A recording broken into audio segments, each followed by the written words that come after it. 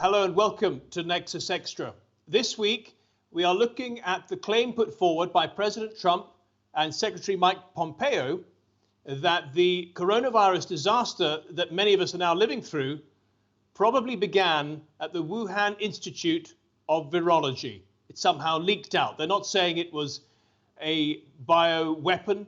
They're not saying that it was genetically modified, but they believe that it came from there nevertheless. Joining me now is a world-famous arms control expert, Milton Leitenberg, and he is in Maryland in the United States. Milton, welcome to the show. It's a great pleasure to have you with us. For our viewers who do not know you, please explain why anyone should listen to what you have to say. Since 1965, I've been involved in researching the subject of biological weapons, though this is not, absolutely not, a weapon issue. However, it means that I have 50 years of research experience about these pathogens, about the disease pathogens, viruses and bacteria. We're going to be talking about a virus. I also know a good deal about the laboratories because that had to be part of my work. And this isn't just experience. You are still keeping yourself very much up to date with your group that you mentioned to me over the phone. Can you tell me a bit more about that now? Yes, I still work continuously, and I should say, since we're going to be talking about something which is very highly politically charged, nothing I will say has anything to do with President Trump or our Secretary of State Pompeo. And I'm very attuned to the question of disinformation and false information. I've just spent 10 months writing a 35,000-word study about Russian government disinformation having to do with biological agents and accusations. So I'm very conscious of the sore points about dealing with this. Nevertheless, I think it's a very legitimate question. Yeah. So let us put aside the politics and the politicians. You have said categorically it is not a conspiracy theory to ask if the coronavirus began jumping from animal to human in the Wuhan Institute of Virology. It is a legitimate question. And then you have many reasons why it is a legitimate question. Can you please take us through some of those? I think that before, the very best thing would be to establish what are the questions we're asking. And I wrote down 3 questions. What is the Wuhan Lab? That's the first one. What kind of work were they doing in that lab? There are actually 2, not 1. And is there a risk for accidental infection of researchers while they do that work? And I hope you will allow me just to read you yes, a please little do. bit of technical information to establish what it is, exactly what it is we're talking about. First of all, it is not just one institute in Wuhan or in the immediate vicinity. It is 2 institutions, and between them, they have 3 laboratories. So one is the Wuhan Institute of Virology. That's the one everybody names most. But the other one is the equivalent of the U.S. Center CDC in Georgia, and it is called the Wuhan CDC or the NBL. Both of these work with bat coronaviruses. Both of these have what is called BS2, BSL2, BSL3, and BSL4 laboratories. Those designations are established international protocols for all laboratories all over the world that do research on highly infective pathogens. And it says which ones you should do your work in. And the BSL2, has the least of the three protective measures. BL3 has more, BL4 has the most. Now, the weird thing about this is that after the SARS epidemic in 2002, 2003, which started in China, it was established that these kinds of, they're called coronaviruses, SARS was one of them, that you could do that research work in BSL2. Well, that was a mistake because these pathogens escape. Now, the next important question is, what was the Wuhan Institute of Virology doing? And I will again read you something because I can't recite this from memory. And this is absolutely critical. They were doing what is called gain of function research with bat coronaviruses. COVID is the virus that's causing the international epidemic now is a coronavirus. So was SARS. And what the grant to them says, what they wrote in the grant application, we will sequence receptor binding spike proteins to identify viruses with the highest potential for spillover, which we will include in our experimental investigations. Spillover means exactly transmission to humans. And I will read another few lines. We will, because this is absolutely critical, we will use de novo synthesis to construct novel viruses encoding different spike proteins in an otherwise constant genome, and we will test the ability of the resulting novel viruses to infect human cells in culture and to infect laboratory animals. Finally, the last point is that gain-of-function research is extremely problematical precisely because it is recognized that the laboratory researcher can become accidentally infected without his knowledge and without doing anything stupid. He doesn't have to break a flask. Just in the course of the ordinary research, he can, unfortunately, inhale some of the aerosol with the virus. And I should say that in China, after the SARS epidemic, when research laboratories all over the world began to work with that virus to learn more about it, there were 4 exactly of this sort accidental laboratory infections. 1 in Taiwan, 1 in Singapore, and 2 in laboratories in Beijing. None of these were purposeful, all were accidental. There's nothing to do with weapons. Nobody's doing anything wrong on purpose. It's just a thing which goes along with working with these agents, and particularly if you do it in a BSL2 facility. Now, tell me more about gain of function, because this is quite important. Because when people say this is a conspiracy theory, it's got nothing to do with it, scientists have already proved that it is not genetically modified and so on. This is no argument against what you're saying. And if you could just explain gain of function, maybe people would get their heads around it. No, it's not at all an argument against.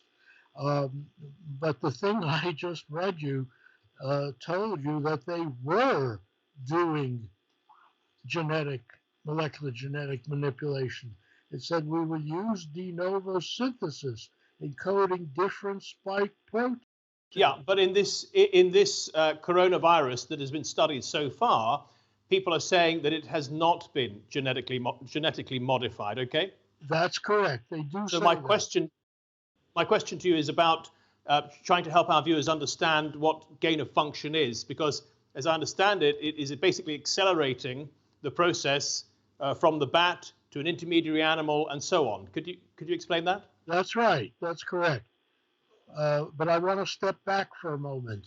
If someone did a very small genetic modification, it would not be noticeable, despite all the statements by very prominent virologists who work with these organisms that have spoken publicly and said there is no indication that the genome of COVID-19 has been modified. Nevertheless, I canvassed in the several preceding days several virologists, one of them who works with the agent too, one of them who does these analyses for the US government, and the third one who did it in the past. And they all agreed that if you did a small number of genetic changes which resemble the naturally occurring mutants, no one would be able to know. So I hold that question open. I've heard an expert say that if you look at the protein spikes of this coronavirus, 6 out of 7, I think it is, have been changed from their initial iteration, and that could only have happened naturally. Is that something? That's correct. The New York Times yesterday published a fantastic page with the color mutational changes showing since the initial virus identification in China. There were 2 analyses of its genome, first done by a laboratory in Shanghai, I think January 8th, and then January 18th by Dr. Xi's laboratory at the Wuhan Institute of Virology. Since that has spread all over the world, there have been literally hundreds of very small mutational changes. It is still called the same COVID-19. Nobody calls it anything different, but it undergoes small changes as it passes through large populations of people. That's quite natural. It happens with all viruses. It happens every year with the flu. Milton, would you just like to take the opportunity to explain gain of function before we get on to those 14 or so points that you want us all to consider? There are 7 kinds. Normally, for instance, flu infects the U.S. lungs, the human lung. You're interested in knowing sometimes, could it infect the nervous system, human nervous system, because it's much more lethal that way. That's called a gain of function. The change in the tissue or the organ host in the human, lung, kidney, nervous system, muscle. That's one. Second one, species host. Does it infect bats? Only bats. Does it affect bats and pangolins? Does it affect bats, pangolins, and humans? If you can play with the bat virus and change it so that it can infect a ferret, because that's what's used for the research, that's called gain in function. The change in the host specificity. A third one is to change the virulence. In other words, when we catch it, is there a 5% chance of dying, or a 30% chance of dying, or a 60% chance of dying? Something like Ebola, which kills a very large proportion.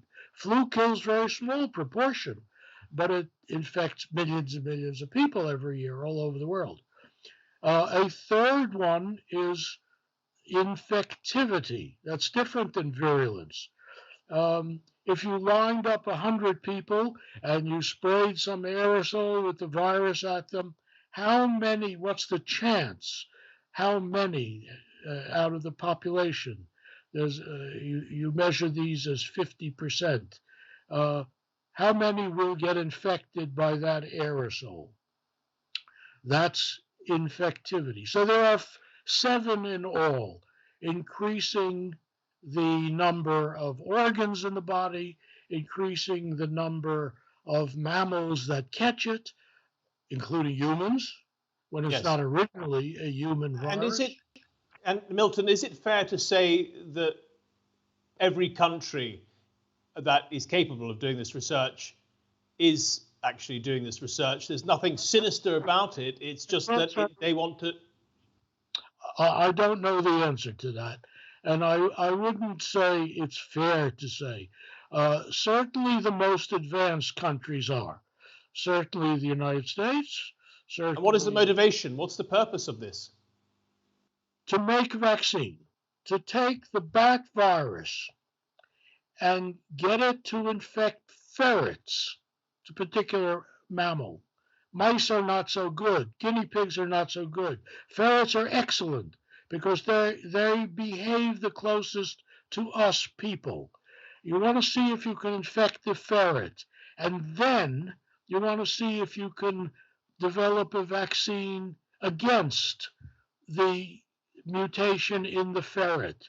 The problem is that once the ferrets get infected, then the laboratory worker can get infected from the ferret. Well, if this work is being undertaken in a BSL-4 lab, you're not too concerned. But if it's BSL-2 lab, you're very concerned. Is that the point? Correct. All right. Well, we have a couple of minutes left. That's unique in that. We have a couple of minutes left of the studio. In that time, can you please give us some of your 14 points which we should consider about this whole question? All right. To begin with, within the first month after the outbreak, President Xi of China said that they had to have more stringent biosafety in these laboratories. Number 2, they enacted such provisions. Third, a Chinese government newspaper criticized the sloppy disposal methods in these laboratories. Fourth, Dr. Xi herself said in an interview to Scientific American that she was worried when the outbreak occurred, whether there'd been an escape exactly from her laboratory. And she said she checked her records, and after several days, she was satisfied that that had not happened. I've worked in laboratories. What kind of laboratory records would she look at? Well, if someone dropped a flask, if someone injected themselves by accident, but she can't tell. No one could tell if one of the researchers would inhale the virus. That's not in your records. That's exactly what you don't know. There are many, many more. I already mentioned that there had been 2 such escapes in 2004 from Chinese laboratories and in Taiwan and Singapore. So there are accidents of this kind all over the world all the time, working with dangerous pathogens. It's not unique. The fact that they were working on gain of function makes a very much additional risk. Yeah. And you mentioned that Beijing suddenly in February brought in new protocols, if you like, for laboratories, particularly handling viruses. Yes, that's correct. That's absolutely correct. Well, I mean that, and the announcement by President Xi Jinping in February that it was important to improve biosecurity and biosafety. These are potentially just coincidences or perhaps a natural response to a virus outbreak. If you take everything that you've said and try to draw a conclusion, are you able to draw a conclusion? Do you think that the virus escaped from the Wuhan Institute laboratory? I cannot say that. I do not draw a conclusion. There are just a long list of things that show that it's a fair thing to think about. Fair enough. And what do you think is the best way to settle this question? Oh, there would have to be what's called a forensic investigation. There would have to be an investigation in the laboratory. Unfortunately, if they had that virus in the laboratory, it would certainly not be there now. They would have gotten rid of it. We know that people who have said things in defense of the lab have said things that are not true. For instance, they've said that the laboratory only works with fragments of the genome, the RNA genome, but it did not have live bat coronaviruses in the lab or work with them. That's flatly not true. And so that's not acceptable. We can't believe that. It's an open question. It can only be resolved by investigation. It is an inference, just as the claims that the scientific studies show that there was no escape. No, they do not show that. People make a judgment. But there's no direct evidence either way. Yeah, and what would you say to people, and you hear it a lot in the media, in newspapers and news networks and so on, that say this is, they obfuscate, they mix up the allegation that it has been genetically modified or that it has been weaponized with the allegation that it may have leaked out without any ill intention from the laboratory. A lot of these people are using the scientists who say there's been no modification, there's been no weaponization. They use that to say, therefore, there's been no leak. That just doesn't hold water, does it? Well, that's just lousy journalism, lousy politics, or lousy whatever you want, but it's all lousy. But again, make sure we're not talking about weaponization. Absolutely not. There's no question of that. Genetic modification, well, we can wonder about that. Their grant application says that they did do that, exactly. Whether this virus was genetically modified, I cannot answer. And I'm not sure the people who claim that it wasn't can really tell either. But the politics is all awful. The worst thing that ever happened for answering this question was the fact that the U.S. President and Secretary of State started to fling the accusations. I mean, that ruined everything. And they're saying that they made those, just a final question, they're saying they made those accusations based on intelligence that they cannot share yet with the public. Do you give that any credence? Well, that's not impossible, of course. There's all kinds of intelligence. There's the overhead satellite intelligence. They would look to see if there were great big fire trucks and emergency vehicles all around the installation.